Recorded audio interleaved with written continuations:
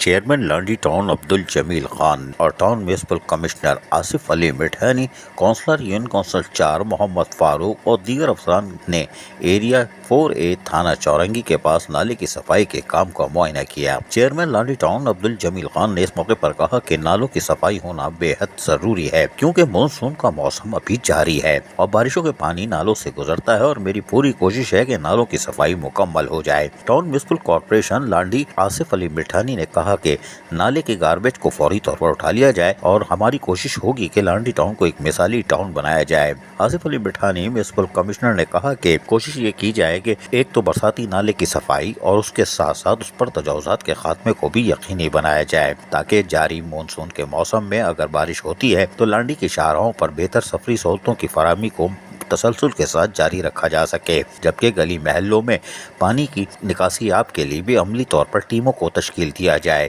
Chairman Landhi town Abdul جمیل خان نے اس موقع پر محکمہ سینیٹیشن کو ہدایت کی کہ فوری طور پر 2 ٹیمیں تشکیل دی جائیں اور ایک ایمرجنسی ٹیم بالکل تیار رکھی جائے، تاکہ بارش کی ہونے کی صورت میں تمام عملہ فوری طور پر شاہراہوں پر موجود ہو، جبکہ برساتی نالے کی صفائی ستھرائی کے ساتھ ساتھ کاروباری لوگ اور اطراف کے لوگوں کو بھی آگاہی فراہم کرنے کے لیے ان سے مشاورت کا عمل بھی جاری رکھا جائے اور معززین سے ملاقاتوں کا سلسلہ شروع کیا جائے، تاکہ لوگ اپنا کوڑا کرکٹ یا دیگر چیزیں برساتی نالوں میں نہ پھینکیں، اور تاکہ ان کو بتایا جائے کہ اس سے تکلیف انہی کو ہوگی۔ یقینی طور پر محکمہ سینیٹیشن کے افسران نے 3 دفعہ گردن اوپر سے نیچے کی۔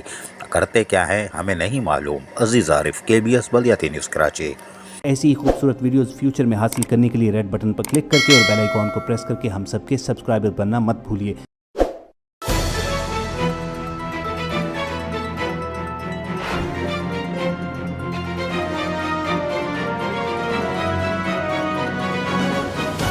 KBS بلدیاتی نیوز